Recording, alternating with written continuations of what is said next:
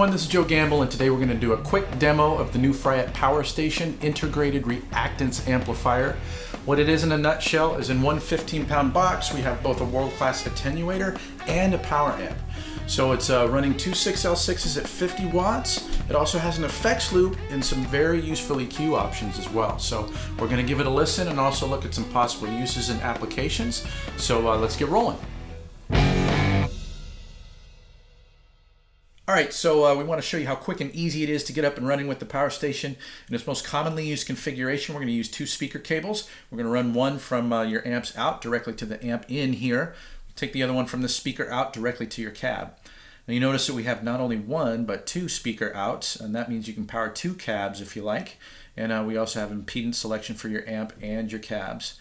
This ground lift is a very handy function that I've already used to good effect myself. And then here we have the vaunted effects loop with a very useful level control function that we can select between using rack effects or regular guitar pedals. This line in right here, we can plug our guitar directly into the power section or power a phone or a computer or amp emulation device. Anything that we want to use some real tube power for to amplify, we can plug directly into this line in. The line out we can use to send level to front of house or some recording software or anything else that you deem necessary. Alright, so now I have my amp connected to the power stage, and we're going to do a quick transparency test, because I think the first question that people want answered is how much, if at all, does this box change the sound of my amplifier? So we're going to attempt to answer that question here. The amp is a Grosh DG50, which is a 50 watt plexi-style. I have a cab in the hallway mic'd up with an SM57. Both the amp and the power station are running at unity volume. I have the EQ for the reactive load stage of the power station, both switches set to flat, and the presence and depth knobs, which control the EQ for the power section of the power station, are set at noon. So it's in bypass now. I'm going to bang on some chords so we can hear what the amp sounds like, and then we'll engage the unit and see if there is a difference. So here it is in bypass mode.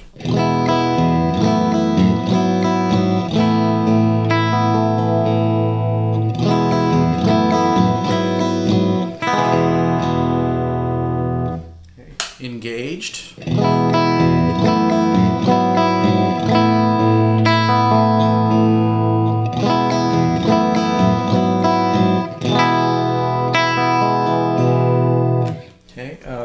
Bypassed.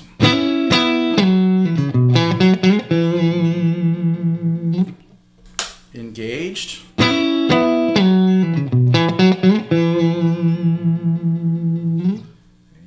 Bypassed.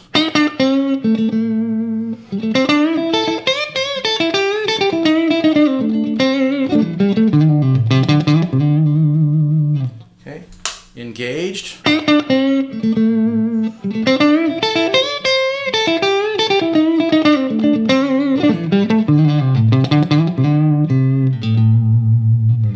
So I don't know if you can tell through this video, it's kind of hard to convey this sort of information, but as I'm playing it, I can't perceive a difference between my amp and the box.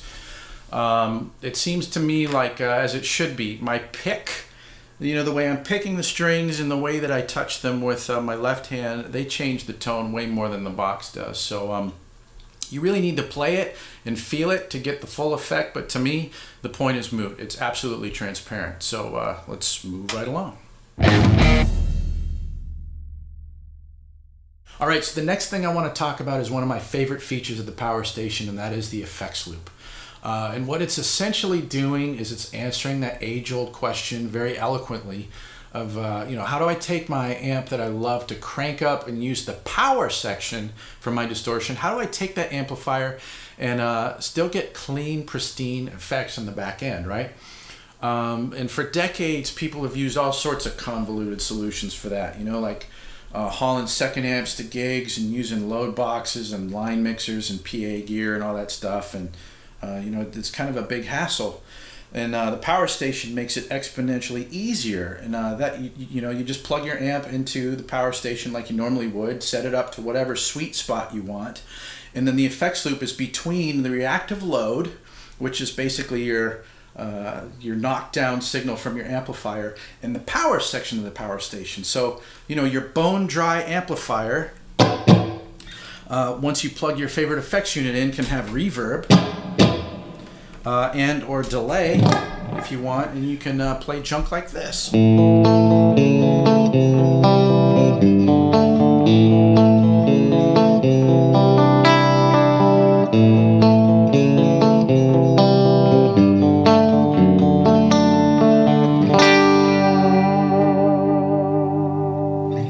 Killing.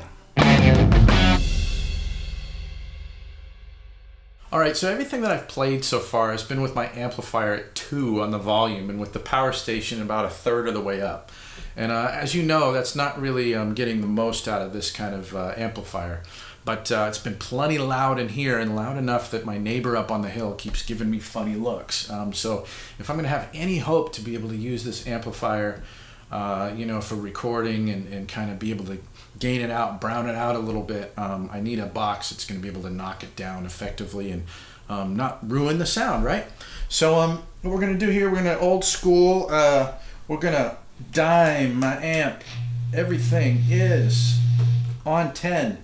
I'm bringing the power station down to absolute 0, and we're going to turn up the guitar volume and let's see how it sounds. Okay, I didn't change the levels on the mic, so what you hear is what you get. Now, as I roll up the volume, I want to make the point that unlike every other attenuator that I've owned so far, we're done with the clicky switches, you know, that very imprecise control over your volume. Check this out. I'm just going to roll up the volume here on the power station.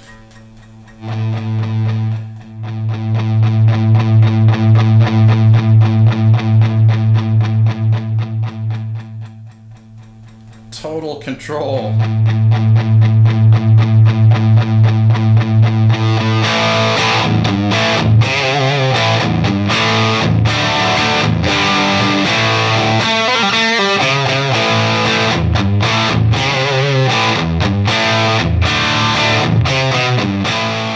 All right, let's get a little reasonable amount of volume here.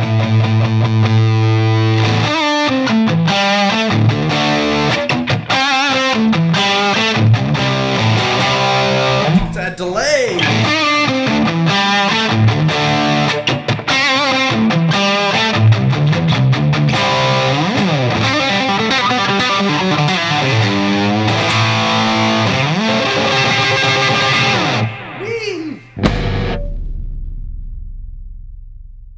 All right, so now we want to look at the EQ options that we have for the power station. We're going to start over here on the left with these 2 switches. And what this is this is the EQ section for the reactive load portion of the power station. And what that means is anything that we have plugged into the amp in jack is going to see this EQ. Whereas if we plugged our guitar or some other source into the line in the back, we're going to bypass this section and use the power station purely as a power amp. So we're going to play some chords here. Scroll through these switches and see how it influences our sound. The top switch is dealing with our high frequencies, and we have flat, bright, and edge options. And the low end is dealt with the flat, warm, and deep. So here it is, everything flat.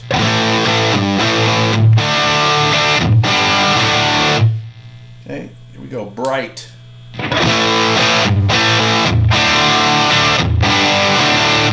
Okay, edge.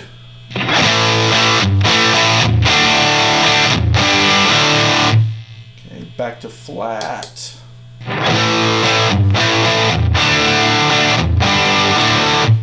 let's dump in some low end with warm.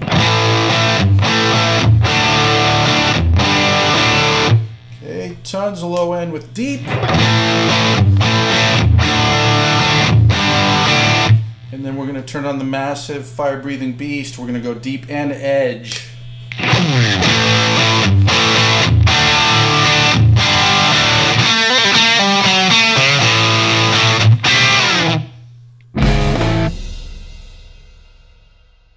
All right, so that was the reactive load EQ. I've reset both switches to flat. Now we're going to discuss the power section EQ. It's important to note that whatever you're running through the power station, whether it be through the amp in or the line in, whatever signal you run through here is going to see this EQ. Everything that I've played so far in the video has been with these knobs at noon. That seems to work pretty well for my amplifier, but I'm going to play some chords now and we'll roll through the dials and see how it influences the sound. So this is the way it has been set so far.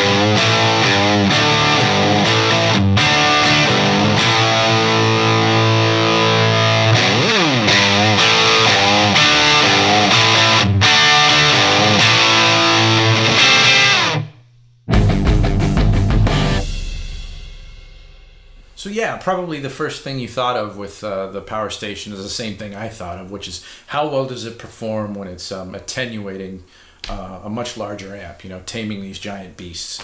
How's it sound and feel and all that stuff. So we saw how well it does that, but that's only half of what the Power Station is really about, right? The other half is that you could take any sound source and all of a sudden you have 50 watts of this killer tube power behind you, right? So, you know, imagine your favorite practice amp at home is, you know, a little Champ, like an old Champ. And you love to play this thing and there's this perfect spot on the volume where, you know, it's just right, it's breaking up just perfectly. But if you go any more, it starts to get spitty and farty and all that stuff. And even at that perfect spot, there's no way that you could possibly play it with a drummer, and certainly not in a larger room, right? Well, with the Power Station, you could set your amp up right the way you like it, plug it in here, and then all of a sudden your little amp becomes this 50-watt beast, right? So that's kind of the other half of the beauty of this thing. The Jedamp's kind of a bad example in that it's 18 watts, right? And you can certainly do gigs at 18 watts, but all of a sudden plugged in here, my 18-watt amp becomes a 50-watt beast, right? And I can play.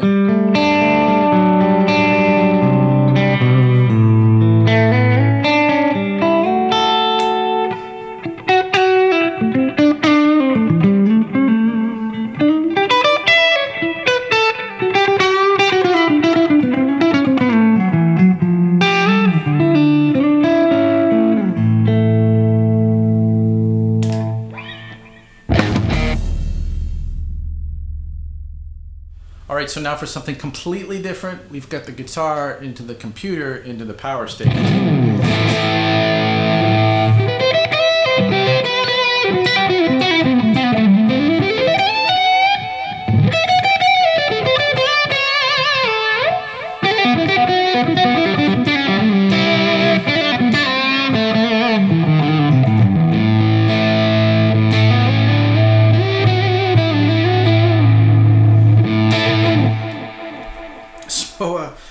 What I'm doing is I'm plugging my guitar directly into an ancient MacBook Pro, and it's running Guitar Rig 4, and then out of the headphone out into the line in of the Power Station, and then out into the cabinet. So you can do this with any of sort of the all-in-one amp solutions, like the Axe FX, Kemper, 11 rack, all the pod stuff, you know, anything that you'd like to try hearing with a real tube power section.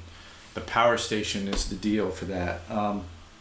This is really intriguing to me. I've never done this before, and I'd certainly not thought of hauling a computer to a gig before, but I may have to try it. It's kind of a cool idea. Alright, well, thanks for tuning in. Hopefully the video was helpful. I hope you get a chance sometime soon to play your own amp through this piece, because that's when you're going to get the real full story. To me, it's one of the coolest pieces of gear to come down the pipe in quite some time, and I hope you get to check it out soon. So thanks for tuning in, and cheers.